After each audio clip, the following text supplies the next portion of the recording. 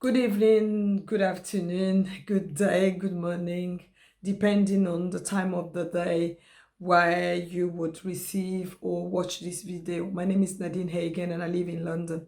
I'm a mother and a wife. At the moment, I work as a learning support. At my new college, we are called learning mentors. Why am I describing myself this way? I describe myself this way because it was not easy for me to have a job. Why? Because I'm a mother of a son who is born with a congenital disorder of the bowel, which is called Hirschsprung disease. My son is born in 2002 here in the UK, and he will live for the rest of his life with one bowel.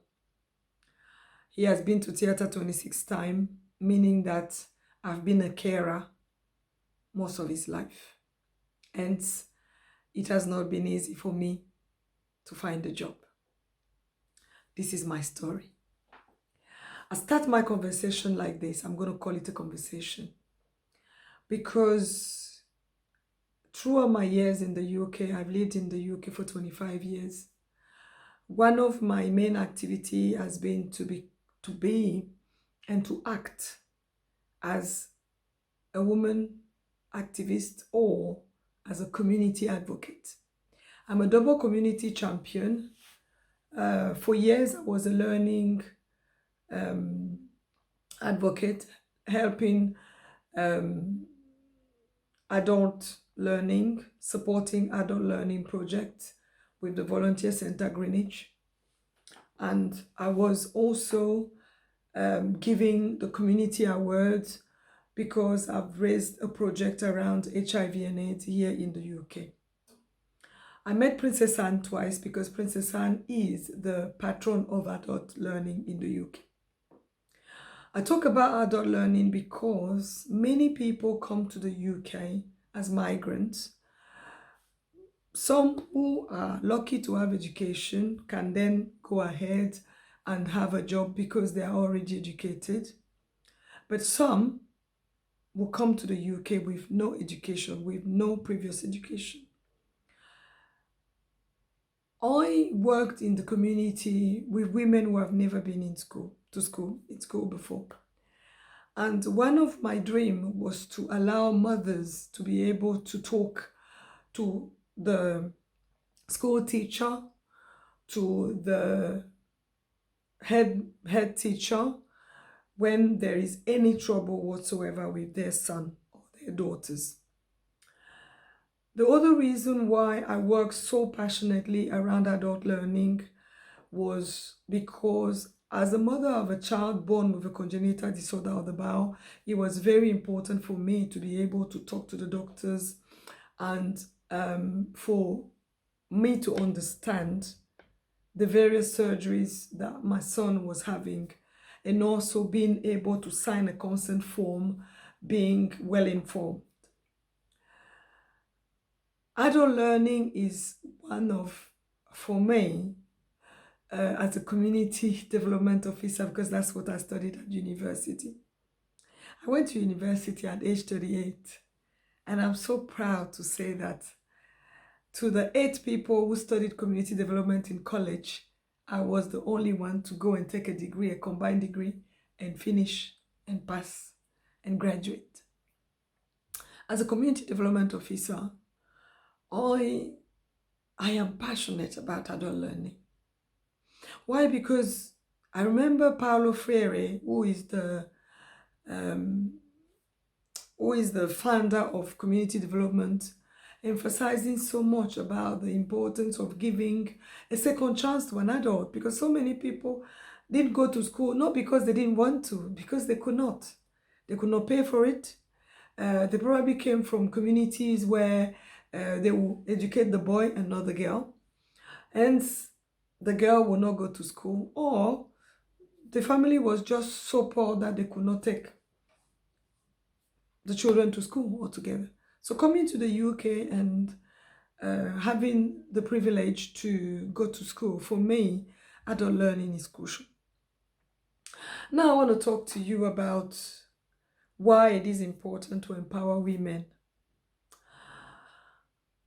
I came to the UK as an asylum seeker, and during my years here, we had many projects empowering women. There were so many funding around for women projects, ranging from domestic violence to education to even just developing any project whatsoever. Some people were gifted with abilities to do so many things, and they were not true kind of academics. So it was important for us to be able to send women to the right path instead of just sending them to kind of any courses where they would not be able to do it. Empowering women is very important because when a woman is able to speak English, particularly in the UK or I don't know, somewhere else in Africa, in France or somewhere else like that, when you're able to speak, when you're able to understand that you're powerful, you're a free human being, there are certain abuse, there are certain things that you're not going to take. But above all, I want to talk about the fact that when you are empowered, that gives you one of the greatest privilege that a human being can have, which is choice and decision. So if you want to remain stupid, you remain stupid because it's a choice. But if you want to change your life, you can also do that. In that sense, I really advocate for women empowerment. And another level of women empowerment, for my understanding, stands where we have a phenomenon in the UK or in other European countries, for instance, where you have women who are not aware of the various possibilities that one can use to earn money. In my experience, as a mother of a child born with a congenital disorder of the bowel, I was advising other women to transfer the skills because when you have cared for your child for 10, 12 years, you can actually become a carer. You can care in care homes, you can care in hospitals, you can care in colleges. Today, I work with children born with disabilities in a college. One will say I'm in a classroom, but in the college where I am at the moment, there are carers outside. And they were learning mentors initially, but at the end, they decided to be outside to provide care, personal care to learners who are either on wheelchair or things like that. So empowering a woman is for me giving a woman the capacity to earn money. Because when you earn money, one of the problem, if I can call it like that we have in our community is delinquency, for instance. And delinquency is deviance. Let's even just use some sociological terms and talk about deviance. Deviance is born out of something that is wrong in a house or something that is wrong in a human being in general. And many children from the ethnic and minority background are deviant. Why? Because mom is not educated, mom is not empowered, mom doesn't know nothing, mom can't read, and she can't support you. So if you tell your mother, I'm going here or I'm going to college, and you're not going to college, you're going elsewhere, mom has no power whatsoever to check because she can't talk to your teacher, she can't talk to the head teacher, she can't talk to anybody, she doesn't speak the language. So the child would easily just be in the group of delinquent or in a group of... So, for me, there are so many reasons why we need to empower women, because at the end of the day, the community development officer person that I am, I came to develop a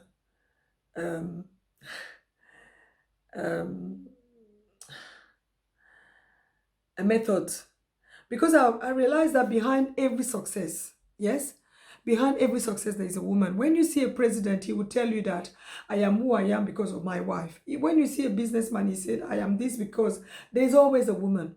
Okay? When a man is educated, he said, if my mom did not have 2 jobs, 3 jobs, if my sister did not do this, behind every success, there's a woman. So, you know, more than ever, the need to empower women, the need to give the opportunity, you know, to women to be educated is like, wow.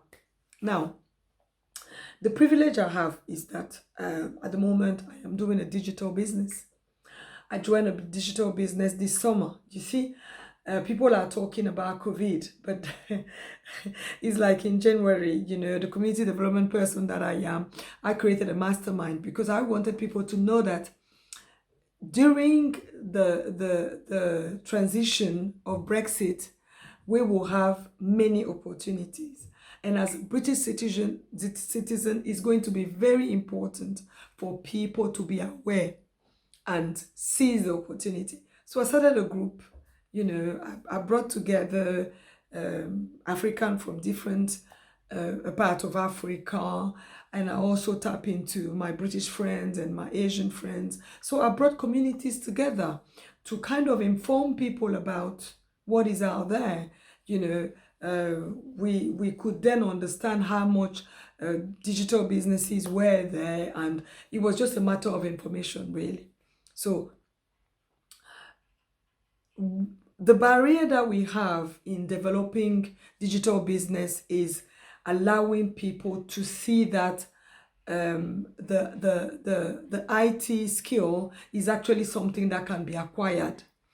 If I can go back a little bit in terms of you know, empowerment, people need to be empowered to break down, you know, the barriers and the fears that are focused around IT. You know, IT is just like going to the kitchen and cook a nice African meal. Once you know what the ingredients, you know, what type of ingredient that you need to put there, you will also do it. So IT, that's what it is. You click here, you click there, you click there, and that's it. So women, we will have to make it very easy for women to kind of understand that in the future, everybody will need to have a digital wallet, okay? And that, you know, the digital wallet is tomorrow, and that surely you can still go to the high street and buy whatsoever that you want to buy, but many shops will be online. And, you know, it's going to be very important for someone to kind of have the skills to be able to purchase, or to go online and open a website and go and purchase them. So I bought a franchise recently, and, you know, I am more than ever empowered. I am able now to put Zoom meetings. I'm able to you know, to hold meetings and to create website for people. You know, these are just clicks of buttons. Honestly, you receive an email, they tell you open here, follow the link, follow the that, you know. But I know that sometimes for some people it is kind of, oh my God, I can't, what it is. No, women would need to acquire that skill of which is IT. Now, I want to talk about COVID. I've prospered more than ever during this time of COVID than ever before, because I then joined this digital business that did allow me to sit in my house from March to September when I started college again. I work contract only, and I am only paid during school terms. And having this digital business was, for me, the opportunity to make extra income. I am selling healthy products, and, you know, when we talk about COVID and you know, boosting one's immune system, you know, for me it's just, and I was already a woman in leadership. I was already a woman talking to people about image. I was already a woman talking to people about healthy living. As migrant in the UK, I have this message that I often pass to people, which is to eat fruits and vegetables and eat according to the law of the UK, because this is a different land. It is cold, it is warm, so we need to eat, you know, according to the weather as well. My name is Nadine Hagen, and as I say, I'm hoping female leadership. In this video, one will maybe say that he got my my message, or he did not get my message, but my message is clear. Women are the leaders in all sense. There is not a man who is without a woman. It could be his mother, it could be his sister, it could be his wife. Hence, empowering women is paramount. There is no if, there is no but around it. It is a must. My name is Nadine Hagen. Thank you.